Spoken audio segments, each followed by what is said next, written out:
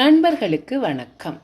இன்னைக்கு இந்த வீடியோவில் ஒரு புட்டிங் ரெசிபி தான் நம்ம செய்ய போகிறோம். ரொம்ப ஈஸி. இந்த புட்டிங் விப்பிங் க்ரீம் வச்சு டார்க் சாக்லேட் யூஸ் பண்ணி ஓரியோ பிஸ்கட் 3 பொருள் தான் மெயின் இன்க்ரீடியண்ட் வச்சு நம்ம இதை செய்ய போகிறோம். இதை இன்றைக்கி நான் புட்டிங் கப்பு பிளாஸ்டிக்லேயும் கண்ணாடி கப்லேயும் செய்கிறேன். பிளாஸ்டிக் கப்னால் நமக்கு அது ரீயூஸ் பண்ண முடியாது, ஆனால் கண்ணாடி கப்பில் பண்ணோன்னா அதை ரீயூஸ் பண்ணிக்கலாம். உங்கள்கிட்ட எந்த மாதிரியான கப்ஸ் இருக்குதோ அதில் செய்யலாம். இப்போ அதுக்கு என்னென்ன பொருட்கள் தேவைன்னு பார்ப்போம். நான் இன்றைக்கி ஓரியோ பிஸ்கட் எடுத்திருக்கேன்.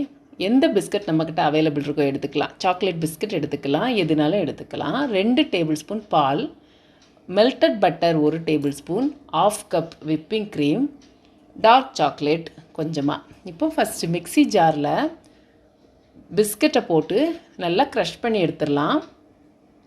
இப்போ நல்லா க்ரஷ் பண்ணி எடுத்தாச்சு. இதில் 1 டேபிள் ஸ்பூன் மெல்டட் பட்டர் இருக்குது, அதை அதில் ஊற்றி நல்லா ஈவனாக ஸ்பேட்சில் வச்சு நல்லா மிக்ஸ் பண்ணணும். எங்கேயுமே சின்ன சின்ன கட்டிகள் கூட இல்லாமல், அந்த பட்டர் ஏதாவது ஒரு இடத்துல சேர்ந்து இல்லாமல் நல்லா ஈவனாக ஸ்ப்ரெட் பண்ணி மிக்ஸ் பண்ணிடணும்.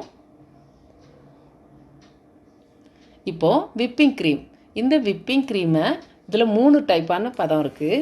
ஒன்று மீடியம், இன்னொன்று சாஃப்ட் பீக், ஸ்டிஃப் பீக். 3 வகையான பதம் இருக்குது. இதில் நமக்கு ஸ்டிஃப் பீக் தான் வேணும். இது சாஃப்ட் பீக். ஸ்டிஃப் பீக்னால் இப்படி எடுத்தோன்னா அது மடங்காது, ஸ்ட்ரைட்டாக இருக்கும். இந்த மாதிரியான ஸ்டிஃப் பீக் தான் நமக்கு வேணும். சீனி பாகில் நமக்கு எப்படிலாம் பதம் இருக்கோ அதே போல் இதுலேயும் இந்த பதம் நமக்கு ரொம்ப அவசியம். இந்த விப்பிங் க்ரீம் கூட நம்ம கொஞ்சம் க்ரீம் சீஸ் கூட ஆட் பண்ணிக்கலாம். க்ரீம் சீஸ் ஆட் பண்ணால் சீஸ் க்ரீம் புட்டிங் மாதிரி இருக்கும்.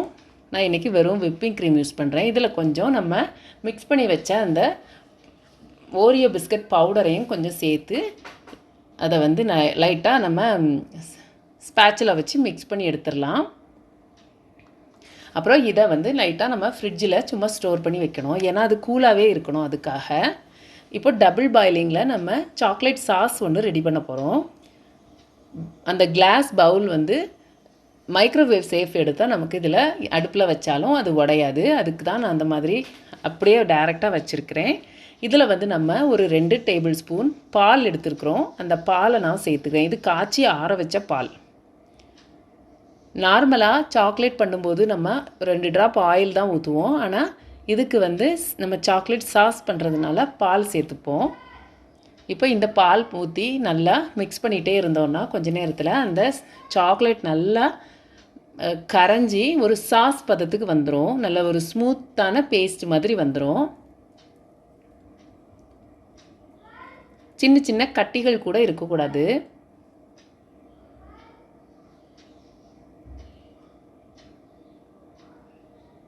இது ரெடியான பிறகு இதை ஒரு சைடில் வச்சுட்டு நம்ம ஒன்லி எனி அரேஞ்ச்மெண்ட் தான். அந்த பாட்டிலில் கீழே ஒரு லேயர் அந்த பிஸ்கட்டை போட்டு நல்லா ஸ்பேட்சுலா வச்சு நல்லா ப்ரெஸ் பண்ணி நம்ம ஒரு 5 நிமிஷம் ஃப்ரிட்ஜில் வச்சு எடுத்தோன்னா ஃபஸ்ட் லேயர் நமக்கு ரெடி ஆயிரும். அதில் பட்டர் நம்ம ஊற்றிருக்கிற மெல்டட் பட்டர் ஊற்றிருக்கிறதுனால அது ஃப்ரிட்ஜில் வச்சோடனே திக்காயிரும். உடனே அது கீழே அழகாக செட்டில் ஆயிரும்.